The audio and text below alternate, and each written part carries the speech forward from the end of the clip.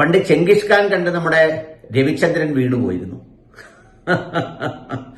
Genghis ഖാനെ കുറിച്ച് വല്ലാതെ പറയുകയും ചെയ്തു രവിചന്ദ്രൻ. പക്ഷെ സാമൂഹ്യ മാധ്യമങ്ങൾ പിന്നീട് അത് പരിശോധിച്ച് അദ്ദേഹത്തെ നാണം കെടുത്തി കളഞ്ഞു.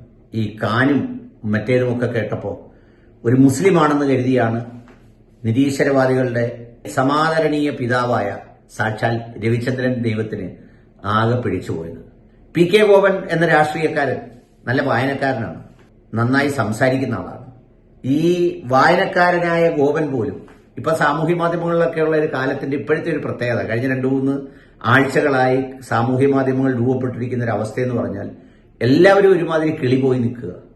ഈ രാഷ്ട്രീയ തിമിരം അങ്ങോട്ട് ബാധിച്ചിട്ട് ആർക്കെന്ത് പറയുന്നു എന്നുള്ളൊരു ചിന്തയില്ല. വേറൊരു പാർട്ടിയെ വിമർശിക്കുന്നതിൽ മാത്രമല്ല, അവർക്കിഷ്ടപ്പെടാത്ത ഒരാളിനെ അഭിനന്ദിച്ചാൽ പോലും ഭയങ്കരമായി കുരി പൊട്ടുക. ഞാൻ ഞെട്ടിപ്പോയി. എന്റെ ഫേസ്ബുക്ക് പേജിൽ ഈ സാക്ഷാൽ KC വേണുഗോപാലിന്റെ ഒരു എന്താ പറയുന്നത് ജന്മദിനവുമായി ബന്ധപ്പെട്ട് ഈ വ്യക്തിപരമായി ഞാൻ ജന്മദിനാശംസ പോസ്റ്റുകൾ ഇടാറില്ലെങ്കിൽ പോലും ഇപ്പോഴത്തെ ഒരു സാഹചര്യത്തിൽ അദ്ദേഹം നിൽക്കുന്ന ഒരു ഗൺ പോയിന്റ് കണക്കിലെടുത്ത് ഒരു പോസ്റ്റ് ഇടുകയുണ്ടായി. ആ പോസ്റ്റ് ഇട്ടപ്പോ ആ പോസ്റ്റിന്റെ അടിയിൽ വന്ന് മെഴുകി മറിയുന്നവർ, ഞാൻ CPM രാഷ്ട്രീയത്തെ ഒന്നും പറഞ്ഞില്ല, CPM-കാരെ ഒന്നും പരാമർശിച്ചില്ല, ഞാൻ KC വേണുഗോപാൽ ഇങ്ങനാണെന്ന് മാത്രമേ പറഞ്ഞുള്ളൂ. അപ്പോഴേക്ക് ഭയങ്കരമായ സംഗതിയാണ് ഒത്തിരി ആളുകളിൽ നിന്ന്. ചില നമ്മളെപ്പോഴും കാണുന്ന ചില ആളുകളുണ്ടല്ലോ, നമ്മളോട് പല കാര്യത്തിൽ ഇടപെടുന്ന ചില നല്ല സുഹൃത്തുക്കൾ പോലും അവരുടെ സ്വഭാവം അങ്ങ് മാറുകയാണ് ഈ ഫേസ്ബുക്ക് പേജിൽ വരുമ്പോഴത്തേക്ക്. എനിക്കതിൽ വിരോധമൊന്നുമില്ല, ഞാനത് വളരെ സ്പോർട്സ്മാൻ സ്പിരിറ്റിൽ എടുക്കുന്ന ആളാണ് നമ്മൾ കാണുന്ന ഒരു സാഹചര്യങ്ങളെ. അപ്പോൾ അത്രയും എഴുതിയപ്പോഴത്തേക്ക് തന്നെ ആളുകളുടെ നിയന്ത്രണം വിട്ടുപോവുക. അതൊരു പക്ഷേ എനിക്കറിയില്ല, എന്തെങ്കിലും റിക്രൂട്ടഡ് ഓർഗനൈസ്ഡ് സംഗതിയാണോ എന്ന് എനിക്കറിയില്ല. ഒരുപക്ഷെ ഇലക്ഷന്റെ ഒരു താപനില ഉയർന്നപ്പോൾ അത്തരത്തിലേക്ക് എല്ലാവരും എത്തിപ്പെട്ടതാകാം എന്നുള്ളതാണ് അതിന്റെ ഒരു സവിശേഷത.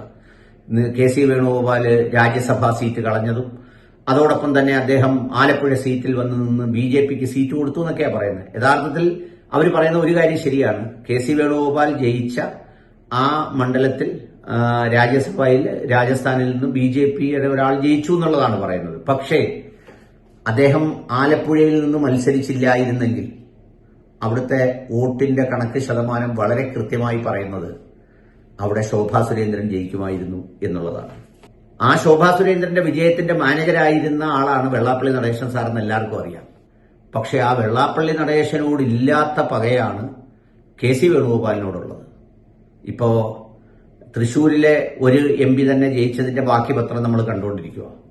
അപ്പൊ ഈ തെക്കൻ കേരളത്തിലെ ആലപ്പുഴ സീറ്റ് കൂടി പിടിച്ചിരുന്നെങ്കിൽ ഒന്ന് ആലോചിച്ച് നോക്കൂ. കമ്മ്യൂണിസ്റ്റ് പാർട്ടിയുടെ ഈറ്റില്ലം, കോൺഗ്രസിന്റെ തട്ടകം, അവിടെ ശോഭാ സുരേന്ദ്രൻ പാർലമെന്റ് തെരഞ്ഞെടുപ്പിൽ ജയിച്ചിരുന്നെങ്കിൽ ഒന്ന് ആലോചിച്ച് നോക്കൂ. അതാണ് അതിന്റെ ഒരു സിറ്റുവേഷൻ. പോട്ടെ, ഞാൻ അത് പറയാനല്ല വന്നത്. പക്ഷേ ഈ സന്ദർഭത്തിൽ PK ഗോപനെ പോലെ ഒരാളും സംഗതി കൈവിട്ട് സംസാരിച്ചത് കണ്ടപ്പോൾ എനിക്ക് ചിരി വന്നുപോയി. ചേക്കുട്ടിയെ അദ്ദേഹം മുസ്ലിം തീവ്രവാദിയായി കണ്ടു എന്നാണ് എനിക്ക് തോന്നുന്നത്. ഈ ചർച്ചയിൽ 5 പേരുണ്ട്.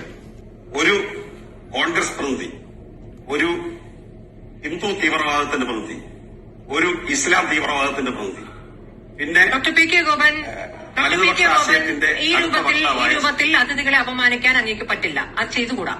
മാധ്യമപ്രവർത്തകൻ ശ്രീ പി ചെക്കുട്ടി മുതിർന്ന മാധ്യമപ്രവർത്തകനായിട്ടാണ് എന്റെ ചർച്ചയിൽ പങ്കെടുക്കുന്നത്. അങ്ങ് ആളുകളെ ഇങ്ങനെ അധിക്ഷേപിച്ച് സംസാരിക്കാതിരിക്കും. അങ്ങേക്ക്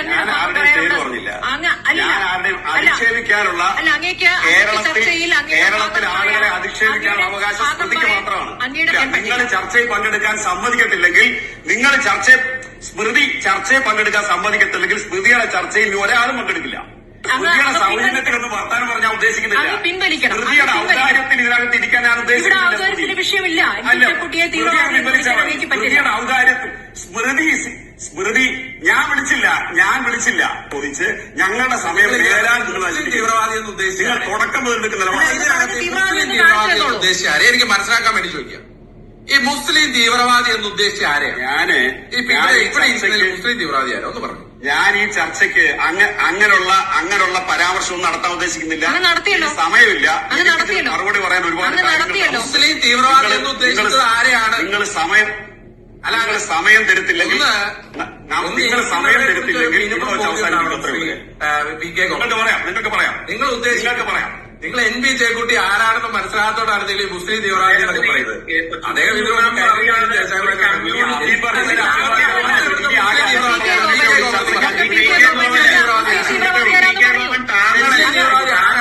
സമൂഹത്തോട് പറയൂ ഇതിന് മുസ്ലിം തീവ്രവാദിയാണ്. ഒന്ന് പറഞ്ഞു 5 മിനിറ്റ് ചർച്ച അങ്ങനെ നമുക്ക് നീട്ടാം, ചർച്ച നീട്ടാം. അങ്ങേക്ക് സമയമല്ലേ, അങ്ങയുടെ സമയമാണ്. അങ്ങ് വിശദമായിട്ട് പറയും. ഗുരുതരമായ സമയമാണ്. അത് സ്മൃതി എനിക്ക് സമയമില്ല. അങ്ങ് പോകരുത് ശ്രീ ഗോപൻ, അങ്ങ് പോകരുത്, അങ്ങ് പോകരുത്. അങ്ങ് അധിക്ഷേപിച്ച സ്ഥിതിക്ക് ശ്രീ എൻ പി ചെക്കുട്ടിക്കും സംസാരിക്കാൻ അദ്ദേഹം പറഞ്ഞത് കേട്ട ശേഷം പോകുക. അതാണ് അതിന്റെ ഒരു മര്യാദ. ഡോക്ടർ ഗോവൻ ഞങ്ങൾ തീയരെയൊക്കെ ഇസ്ലാമിസ്റ്റുകളും തീവ്രവാദികളും ഒക്കെ ഞങ്ങൾ പാകിസ്ഥാനിൽ പോണ്ടി വരുമെന്ന് മാത്രമാണ്. ഗോവൻ സാർ ഞങ്ങളെ ഒന്നും സഹായിക്കാൻ, ഞങ്ങൾ പാവപ്പെട്ട തീയന്മാരാണ്. എന്റെ അച്ഛൻ തീയനായിരുന്നു, അമ്മ തീയത്തിയായിരുന്നു. അതുകൊണ്ട് ദയവായിട്ട് ഞങ്ങൾ ഈ നാട്ടിൽ തന്നെ കഴിഞ്ഞുകൂടാൻ അനുവദിക്കണം എന്ന് മാത്രമാണ് പറയാനുള്ളത്. എന്റെ ഗോപസാവേ, നിങ്ങൾ ഈ ഒരുപാട് കാര്യങ്ങൾ വായിച്ചപ്പോഴും നിങ്ങൾ ഈ സ്ലിപ്പായി പോകുന്ന എല്ലാവർക്കും കിളി പോയതുപോലെ നിങ്ങളുടെയും കിളി പോയല്ലോ എന്ന് മാത്രമല്ല, ഒരു പൊതുചർച്ചയിൽ ചേക്കുട്ടിയെ പോലെ ഒരാള് ആ പേര് കൊണ്ടില്ലേ, എന്താ പറയുന്നത്, നമ്മൾ പറയുന്ന ചെങ്കിസ് ഖാനെ പോലെ ചേക്കുട്ടിയും അങ്ങനെ ആണെന്ന് കരുതിയത് കണ്ടപ്പോൾ എനിക്ക് ഭയങ്കര സഹതാപം തോന്നി. കഷ്ടമാണ്, കഷ്ടം, പരമകഷ്ടം.